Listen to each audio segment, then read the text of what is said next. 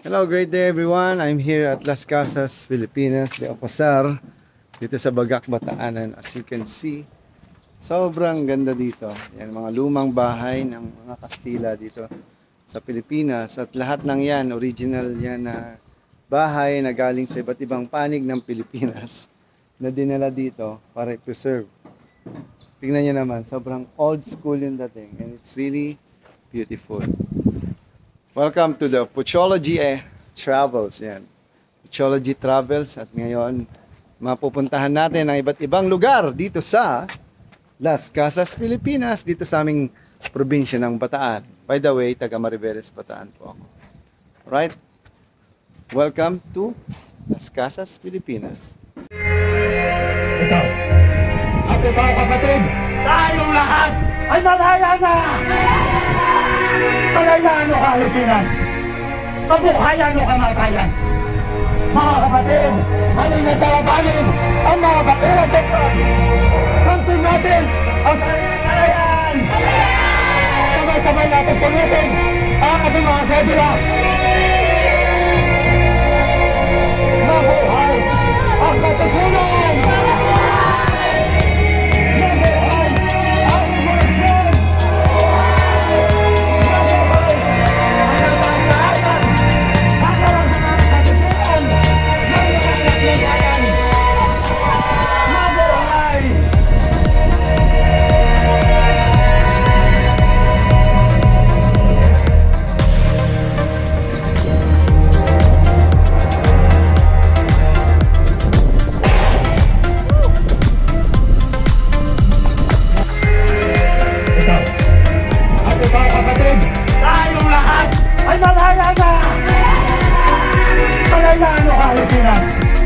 Kabuhayan o kamatayan. Mga kapatid, halina't dalabanin ang mga bakila doktor. Kamtin natin ang sariling kalayaan. Sabay-sabay natin pulutin ang ating mga sedula. Mabuhay ang katutunan!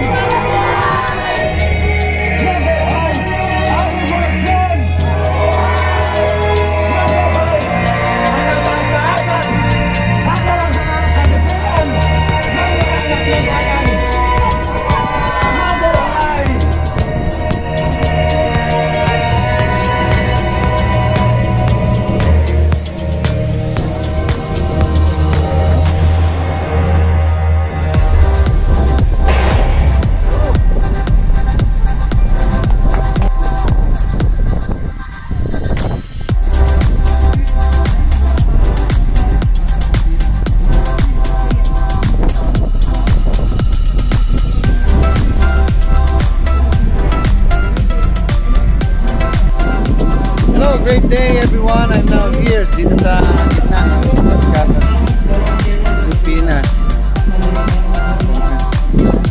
Maganda talaga dito. Ito tubig dagat yan. Ito. Itsura niya. Pero wala naman yan. Paano ginawa yan? Anyway, yan sa bahay. So ito ang Las Casas. May nangyayaring teatro dyan sa loob. Mamaya lilibot kami sa mga bahay-bahay na yan. Malalaman natin ang kasaysayan. Kunin natin ang video ng mga sasabihin. Tourist guide. Na lupang hinirang na.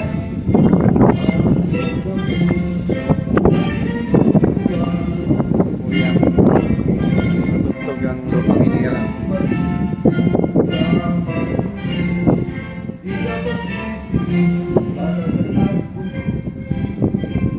Mamaya pupunta natin.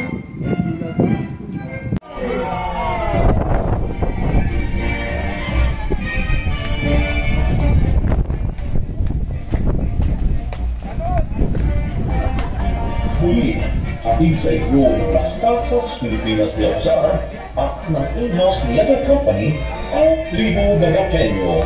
Ito ang Coffee Night Store. Mula sa mga lokal na aktor ng Bagak, Bataan Ating kinalanin ang mga nagsipagbalak mula sa tribo Barakenyo.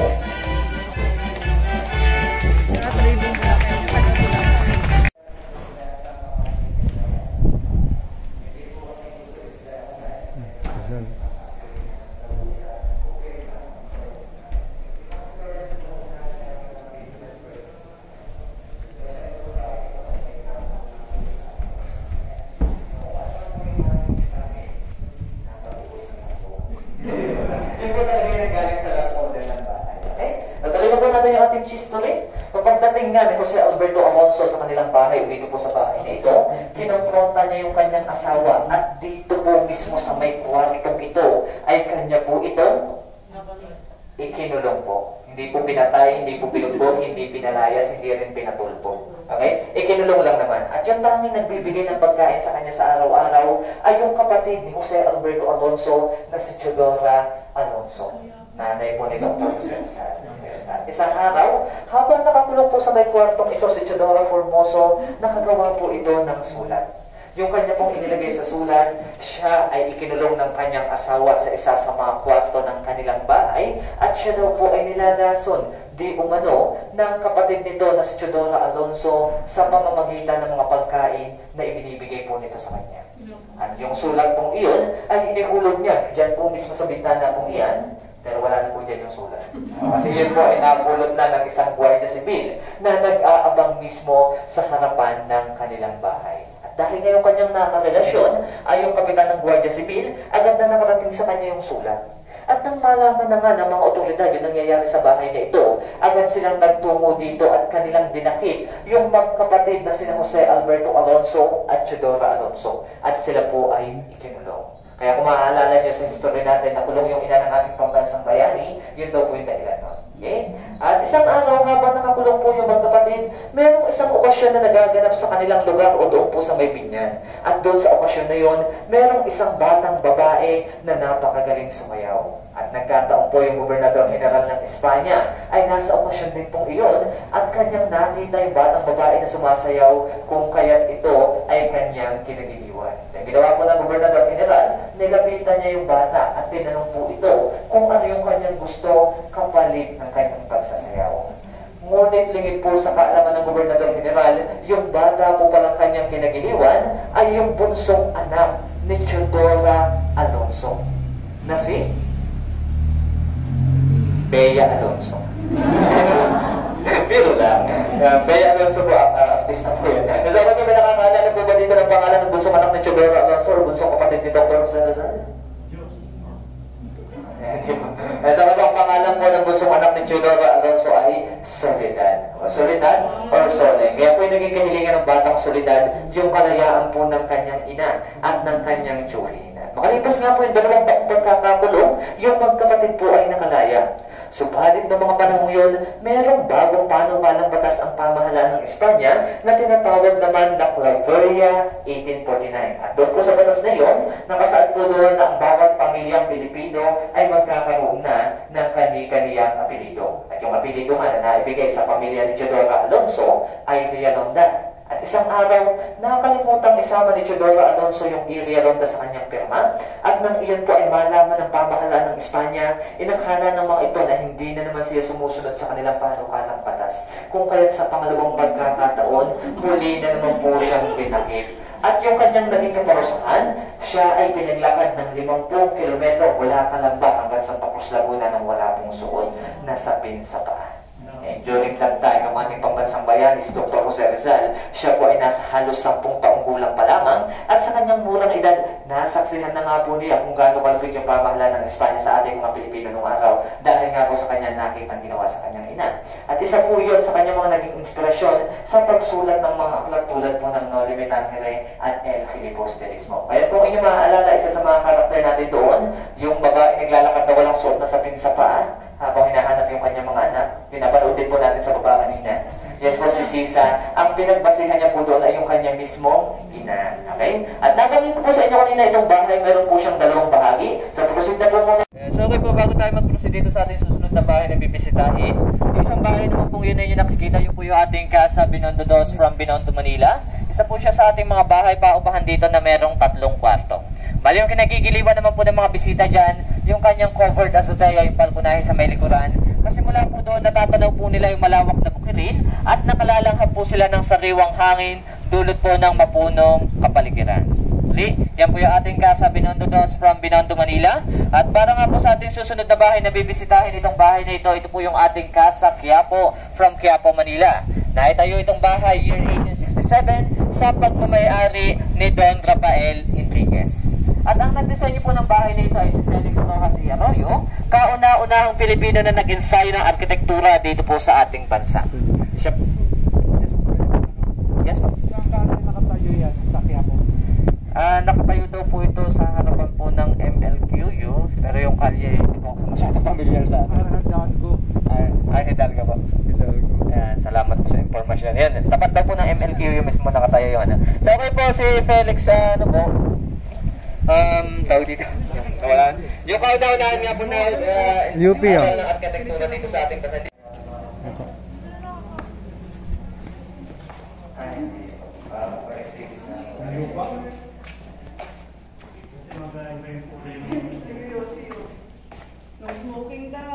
Mga bulol yan, yung bulol. Alam mo yung bulol?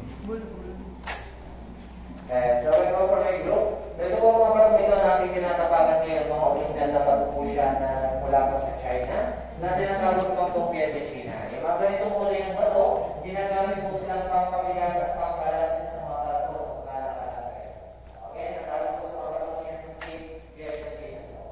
At ito po na po sa mga mula natin sa atin, luwa po sila ng mga Chinese people of Vietnam. Tinagin po niya rin sa Chinese people of Vietnam. Ngayon sila Ang laki ng bahay na to, no? Margin. Dito ba sa site na ito, wala na po mapasok dito, hindi na po tayo alam pumasok dito kasi yung mga artworks natin dito medyo bago po na po sila medyo madaling masira. Okay, hindi na po tayo papasok dito. Bali yung artist naman po na gumawa ng mga artworks na yan, si Ms. Hera Buyuktasyan, isa din po sa mga Bellas artists. Ginamit niya naman po sa kanyang artworks ay mga kapis shells. Nakuha niyo po yung ideya ng paggamit ng kapis shells during her stay dito sa Las Casas. Napansin niyo po kasi yung mga old Filipino houses natin, yung mga bintana made of kapis shells din. Okay? Dito po tayo. Hindi makakaakyat yan. Akyat mamaya yan. Dito po sa magkabilang side dito, pwede naman po tayo pumasok. Basta pakaingatan lang po yung ating mga exhibit. Iwasan po. Ito, isa din po siya sa mga nagamit.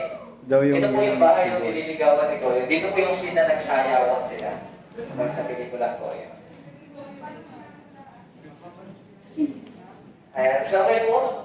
Bali, dito naman po papasok natin sa bahay na ito. May makikita po tayo ng gandang ilong ng kahoy sa pagitan ng kisang at ng tingting. Yung mga yan tinatawag po silang kalados. Sinadya po kasi yung mga yan upang magkaroon ng magandang sirkulasyon ng hangin dito po sa bahay. Okay? At yung painting naman po yun, replika po siya ng obra ni Juan Luna na tinatawag na Espanya y Pilipinas. Sinisimbolo po ng painting yung pagkakaibigan ng bansang Espanya at ng bansang Pilipinas. Yung babae nakapula po, sila po yung nagre-representa sa bansang Espanya. Yung babae nakasul naman, siya naman po yung nagre-representa sa bansang Pilipinas. Okay? Proceed naman po tayo dito po sa kanila ng bahay ng pagkainan.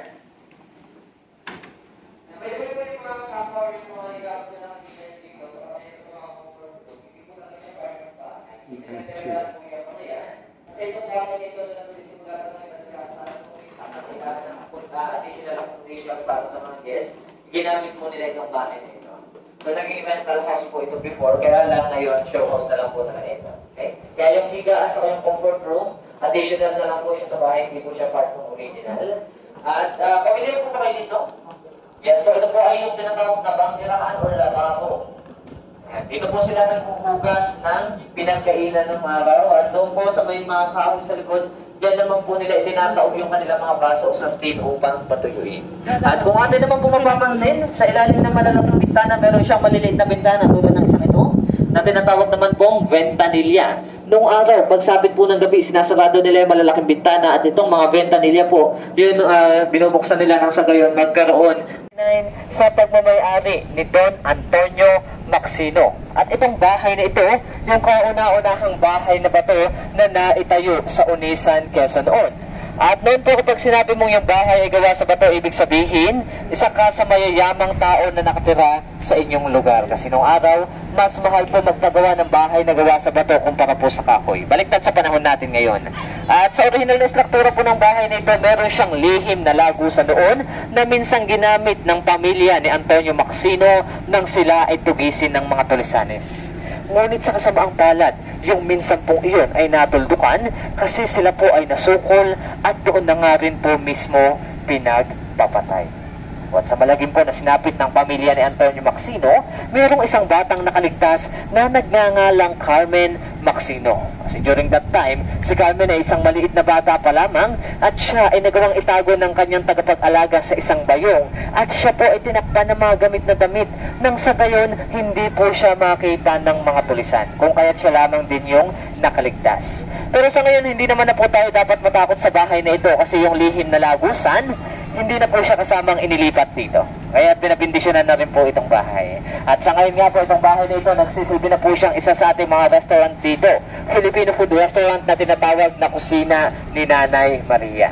Muli, ito po yung ating Casa Unisan from Unisan, Quezon. At yung kasunod na bahay pong yan, yung kulay puti, yan po yung ating Casa Haen 1 from Haen, Nueva Ecija. Naitayo naman po yung bahay na yan taong 1901 sa pagmamayari ni Don Hilarion Santiago Esquivel. At tinaguruan pong White House ng Haen, yung pong bahay na yan, hindi po dahil sa yan ay kulay puti, kundi dahil yung kauna-unahang mayor ng Haen ay dyan po nanirahan sa bahay na yan. At kung inyo naman mapapansin sa may bubungo ng bahay sa itaas ng mga sulok, meron siyang mga tila mga korona na tinatawag na acroterion or crown calados. Kapag po yung bahay meron ganyan noon, ibig sabihin, yan po ay pagmamayari ng isang mayaman at prominenteng pamilya. Pag uwi nyo po sa inyong mga bahay, alam nyo na.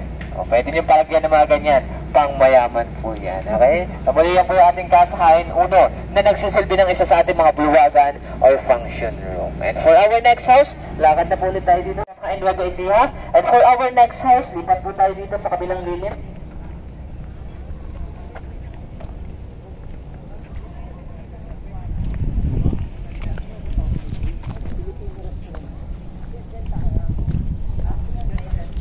Gano'n na lang po tayo dito po muna sa may lilim po dito.